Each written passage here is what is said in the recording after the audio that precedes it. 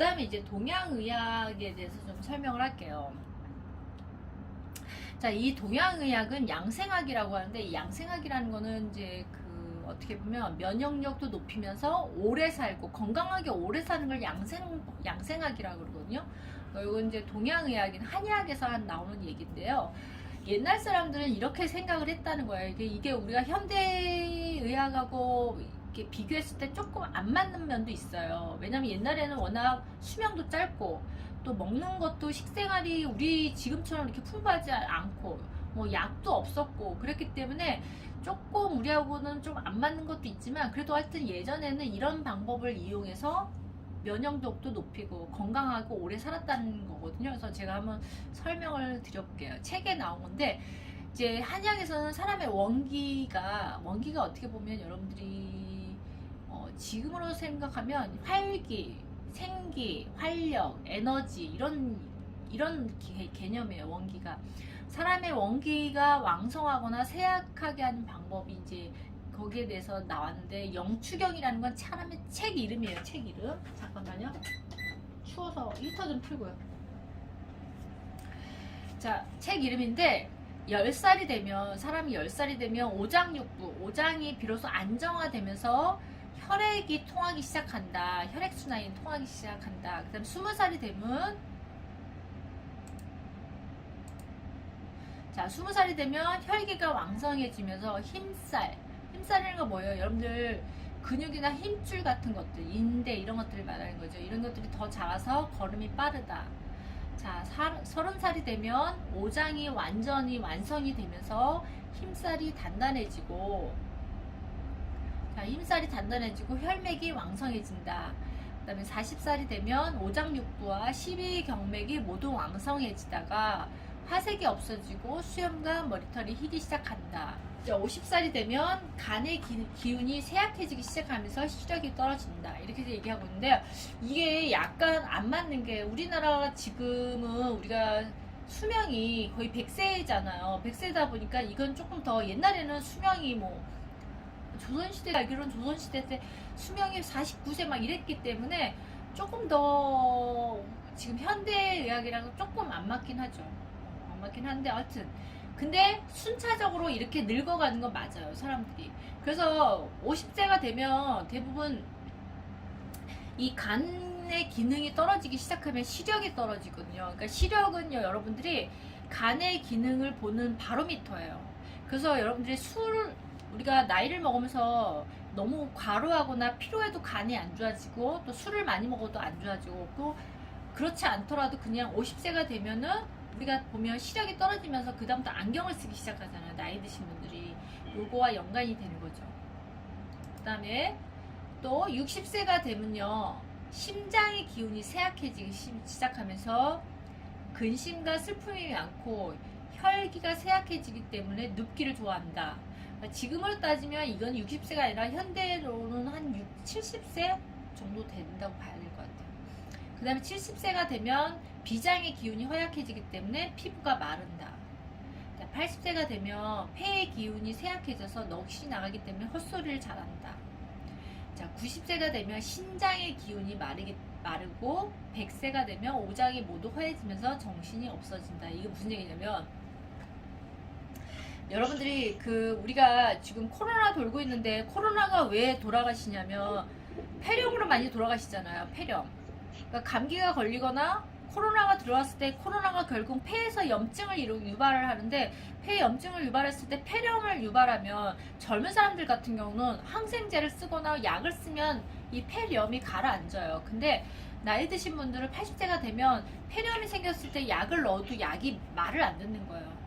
이 염증을 가라앉힌 기능이 못하는 거죠. 이거는 폐의 기운이 떨어져 있기 때문에 그런 거예요. 그러니까 약을 써도 의미가 없는 거죠. 그리고 90세가 되면 신장 기운이 마르면서 여러분들 완전 노화가 되고요. 그 다음에 정신이 없어진다. 100세. 이건 뭐냐면 여러분들 치매 같은 걸 얘기하는 거예요. 정신이 없어진다.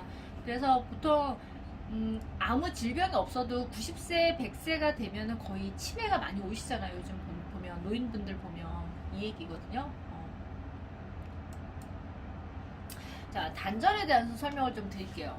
지난번에도 아마 제가 단전에 대해서 설명을 드렸던 것 같은데, 여기 보면 우리가 그 단전호흡, 뭐 단전 이런 개념은 뭐냐면, 우리가 배꼽이 심걸인데요. 배꼽 밑에 에너지를 기를 모으는 호흡을 단전호흡이라고 그래요. 그래서 원래는 단전호흡은요, 일반인들을 위한 호흡이 아니라 예전에 중국 도교에서 신선들이 단전에다 에너지를 모아서 오래 살고, 그 다음에 결국은 수련을 통해서 신선이 되기 위해서 하는 호흡이 단전호흡이었어요. 그러니까 결국은 호흡을 통해서 에너지를 모으는 수련법이 단전호흡이에요. 그래서 여기서 쓰는 이제 단전이라는 개념이 있는데, 사실 단전에서는 한의학에서도 나오거든요. 한의학에서 뭐라고 나냐면 상단전, 중단전, 하단전이 있다. 근데 상단전에서는 뭘 모으냐면, 우리가 한의학에서 신이라는 물질, 신이라는 거는 어떻게 보면 어떤 정신세계 이런 물질을 모으는 게 상단전이고요. 중단전에는 기를 모으는 거예요. 기는 뭐예요? 여러분 에너지라고 그랬죠. 한의학에서 기는 에너지를 얘기하는 거예요. 에너지를 전중이라는 거예요. 전중혈이 어디냐면요. 여러분들 지난번에 제가 얘기했죠. 양 가슴 가운데를 전중혈이라는 게 있어요. 혈자리가 있어요. 여기다가 기를 모으는 거예요. 그 다음에 하단전은 정을 모으는 건데, 여러분들 배꼽이 심걸이고요. 배꼽 밑에 관원혈이라는 데가 아마 지난번에 설명했을 거예요. 배꼽 바로 밑에 관원혈, 중간 정도에 관원혈이라고 있는데, 여기를 보통 단전 하는 게 여기를 얘기하는 건데, 여기다 뭘 모으냐면 정이라는 걸 모으는데, 한약에서 정이라는 거는 어떤 우리 생체의 엑기스, 그 다음에 우리의 노화의 그 기본 물질을 정이라고 해요. 정. 그래서 그 물질 엑기스를 많이 갖고 있으면 우리가 젊고 건강하다고 보는 거고요. 이런 정이란 물질이 자꾸 감소가 되면 노화가 된다는 거죠. 그래서 우리 한의학에서 보면 뭐 정을 보호해준다, 뭐 녹용, 뭐 홍삼, 뭐 무슨 몸에 좋은 약들이 정을 보호해준다 이런 얘기가 많이 나오는데, 이거는 결국 무슨 얘기냐면, 몸에 좋은 엑기스 물질, 에너지 물질을 몸에 보충해줘서 그 사람이 젊음을 유지하게끔 해준다, 그리고 건강하게 해준다는 그런 개념으로 이 정이라는 개념이거든요. 그래서 한의학에서 조금 여러분들이 어려울 수 있는데, 신이라는 물질, 기라는 물질, 정이라는 물질이 한의학 용어에서는 매일 나와요. 매일 나와요. 그래서 뭐 이런 전기신을 모아야지 가장 건강하다, 전기신을 모아야지 안티에이징이 실현된다, 이런 얘기 한의학에서 많이 나오거든요. 그래서 이런 물질이라는 거죠. 이런 물질을 우리 몸에 잘 보충하고 잘 갖고 있어야 된다는 거죠. 여기 나오네요. 단전에는 세 가지가 있다. 지금 단전 설명을 왜 하냐면요, 아까 양생법, 그러니까 옛날에 한의학에서는, 우리가 옛날에는 뭐 지금처럼 필라테스를 하거나 요가를 하거나 이런 게 없었잖아요. 체육 시설이 없었잖아요. 그러니까 이 사람들이 옛날에 뭐 했어요? 단전 호흡하고 무술 했죠. 무술. 운동 대신 무술하고 말타기하고 활쏘기하고 했던 거잖아요.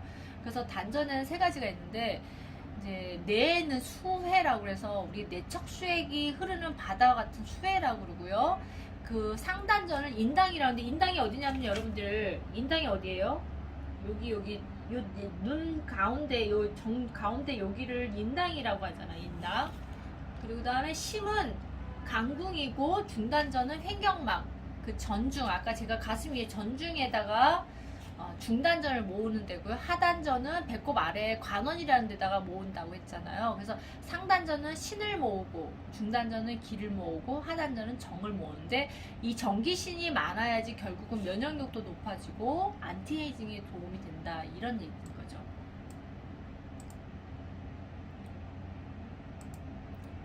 그래서 여러분들이 이게 옛날에 한의학에서는 이런 방법을 통해서 건강을 관리했다고 하는 건데, 이제 사철에 맞게 몸을 조섭하는 거, 관리하는 건데, 자연의 이치대로 사는 것이 가장 건강한다, 일조량에 따라서. 그래서 봄에는 늦게 자고 일찍 일어나며, 여름과 가을에는 이제 밤이 깊어져서 늦게 자고 일찍 일어나고, 겨울에는 일찍 자고 늦게 일어나는 것이 가장 유익하다. 무슨 얘기냐면, 결국은 일조량에 따라서 여러분들이 여름에는 잠을 적게 자야 되고요, 겨울에는 밤이 길잖아요. 그래서 겨울에는 잠을 많이 자야 되는 게 가장 건강하다는 거죠.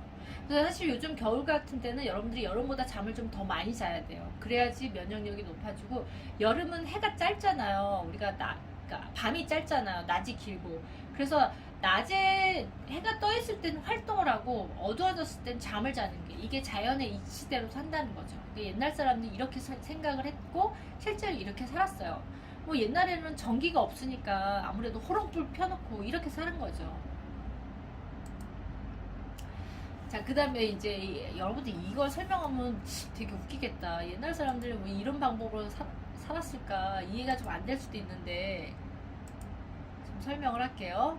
자, 동양의학에서 양생법인데 이 황제내경에 나오는 방법인데 황제내경이라는 건요 중국의 고서 중에 가장 오래된 우리나라에 동의보감이 있다면 중국에는 황제내경이 있어요. 그러니까 동의보감 같은 책이에요 중국에.